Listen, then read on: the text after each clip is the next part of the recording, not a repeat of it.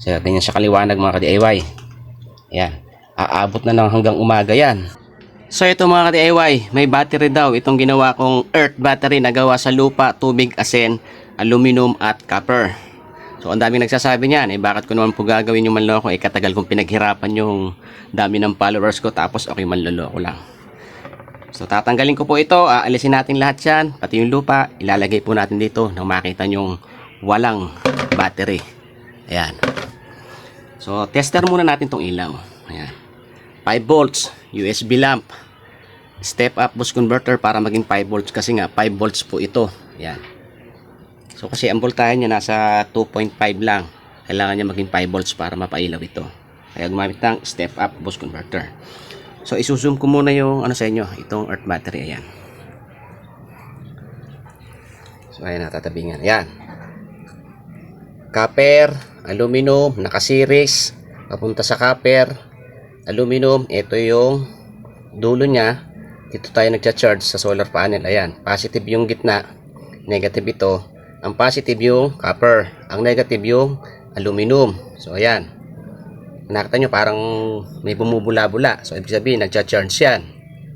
So ngayon tetestingin natin ito, kay ilawin ko. Ayan ha. So alisin ko tong connection ng panel. So ito yung positive. So one continuous shot po ito. Nang makita nyo na talagang walang battery yan. Kaya sa mga nagdududa, ayan, titignan nyo po ito, ilaw yan. Oh. Ayan o. Oh.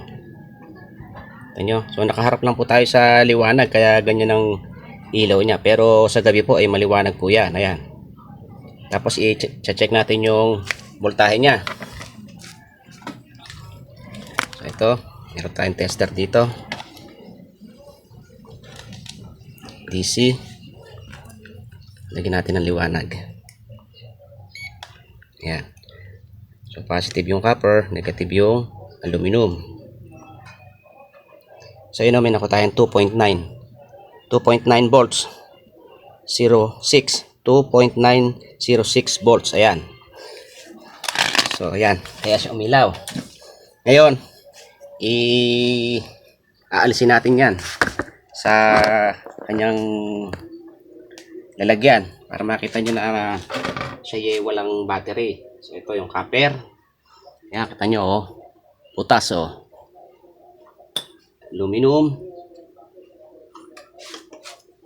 Ayan oh, tagusan. Aluminum ulit. Oh, yun oh. Tapos ira yung copper. Oh. Kita nyo, butas. O ngayon yung lupa. Lalagay natin din oh.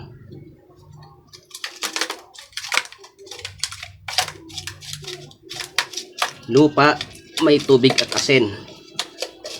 Kaya nga pwede siyang i-charge dun sa maliit na solar panel na 10 watts. O yan, kita nyo ha.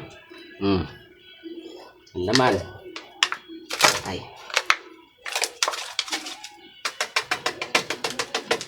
Oh. So, basically, para ka lang talagang gumawa ng battery dyan sa makalumang paraan. So, asan po yung battery dyan? Wala. Yan. Lupa lang talaga siya.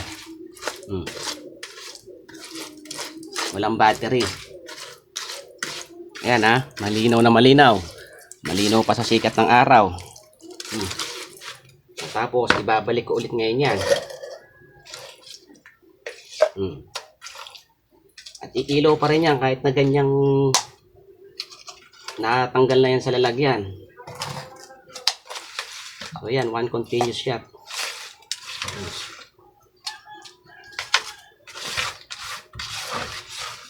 Ayan, kita nyo naman, lupa lang talaga. Lupa, tubig, at asin. So kapag sinarge nyo ito ng mga 5 oras sa maliit na panel na yan, ikahugas lang ang kamay ha. Teka pala, susuksok ko muna ito. Yan, aluminum tube.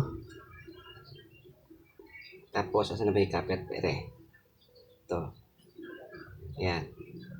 Copper, ay aluminum. Ay mali.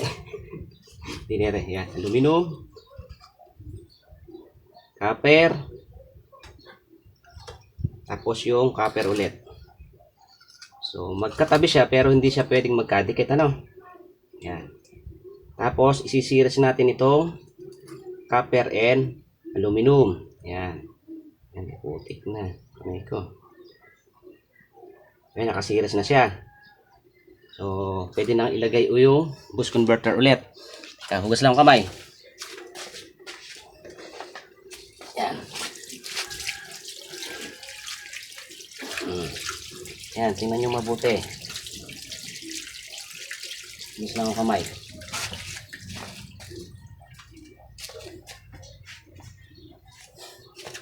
So, ikakabit ko na ulit ito. Ayan. O baka sabihin nyo, ito naman yung may battery. Alam battery yan, o. Step up boost converter, tsaka USB lamp. Filament type na LED bulb. So, yung positive, yung copper. Ayan. Tapos, negative yung aluminum. Ayan, titignan nyo. Iilaw yan. Ayan, nakita nyo, umilaw ulit. O. Tapos dadali natin sa madilim na lugar yan para makita nyo kung gaano siya kaliwanag. Ayan ha. Nakita nyo, umilaw. Buhatin ko. Ayan. Dali natin sa medyo madilim. Nakikita nyo kung gaano siya kaliwanag. Ayan, medyo madilim dito. Ayan o. Ganyan siya kaliwanag sa madilim o sa gabi. So tinanggal pa natin sa lupa yan kanina, hinangaw natin yung lupa dahil nag-charge nga tayo sa solar. Pero kung yan ay na-charge pa sa solar ng matagal, ay mas maliwanag po yan. Kaya yan. So ibig sabihin na wala po yung charge niya doon sa may pagkakahangaw natin sa lupa. Pero kung na-charge nga po yan ng mas matagal sa solar panel na 10 watts na yon, eh mas maliwanag yan at mas tatagal ang liwanag, aabutin hanggang 8 hours o hanggang umaga. So yun lang mga ka-DIY, sa nagsasabing may battery, ayan, maliwanag na po sa inyo ngayon. Sa mga nagsasabing may battery, wala po. Yan po mismo yung battery, yung Earth battery. Thank you for watching and follow for more.